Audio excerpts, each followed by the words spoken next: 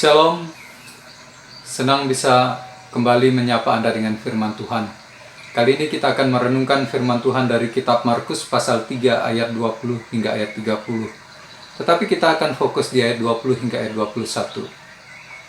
Saudara, pernahkah Anda mengalami yang namanya disalahpahami oleh orang? Atau mungkin Anda yang pernah salah paham terhadap seseorang atau suatu peristiwa?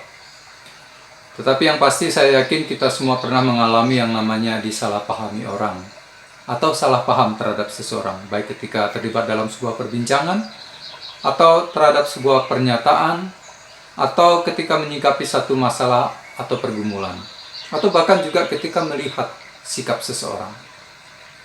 Dan ekspresi orang yang salah paham pun bisa bermacam-macam, mulai dari tersinggung, marah, kecewa, sedih, dan lain sebagainya.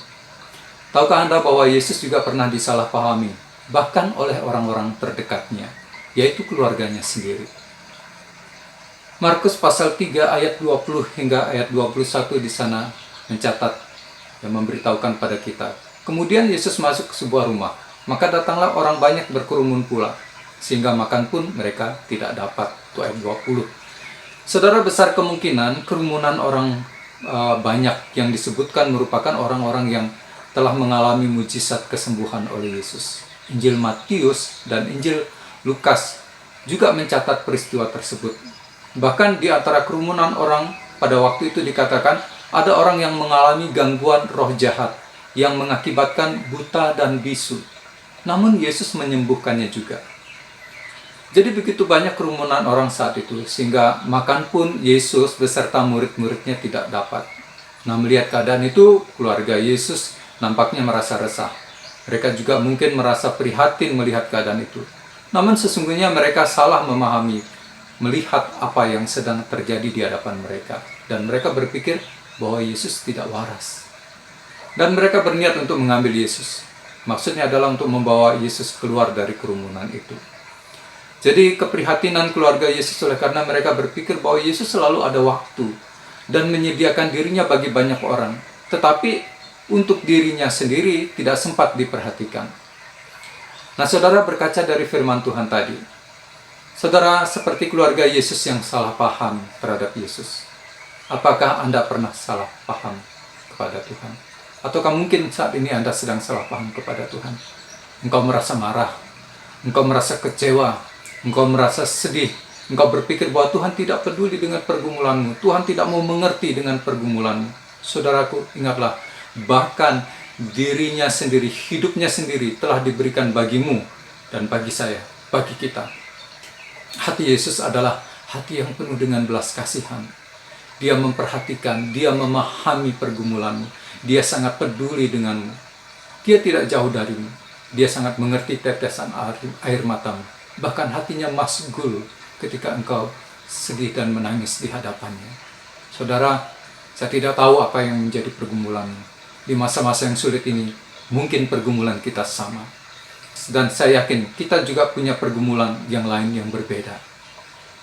Oleh sebab itu jujur, tidak mudah bagi saya di dalam hati saya ketika mengingat dan memikirkan Anda. Namun satu hal yang ingin saya sampaikan kepada Anda. Kuatkan hatimu. Mazmur 121 mengatakan, Tuhanlah penjagamu. Tuhan berjaga-jaga bagimu. Dia tidak pernah terlelap, sedikit pun dia tidak pernah terlelap. Dia juga tidak pernah menjauh atau bahkan meninggalkanmu. Dia ada di sebelah tangan kananmu. Dia satu-satunya yang bisa dipercaya, yang bisa diandalkan. Ketika engkau menghadapi masalah, dialah satu-satunya yang bisa diandalkan. Ketika engkau menghadapi pergumulanmu yang bagaikan gunung yang tinggi dan terjal, dialah yang menolong, dialah yang menjagamu. Percayakan hidupmu kepada Tuhan. Tuhanlah penjagamu. Engkau ada di matanya, engkau ada di hatinya, engkau ada di tangannya. Saudara-saudara sekalian, Tuhan selalu ada bagi engkau, bagi setiap orang yang berharap kepadanya. Dunia ini dan segala sesuatu yang ditawarkan tidak akan selalu ada di sisimu. Namun masih ada Tuhan, masih ada harapan, ada sandaran yang di dalam Tuhan yang memberikan damai sejahtera, sukacita ketika kita ada di dalam pergumulan sekalipun. Kuatkan hatimu, Tuhan selalu ada bagimu. saya juga berdoa baginya. Tuhan Yesus memberkati. Ajar kami Bapa, hidup dalam jalan-Mu, agar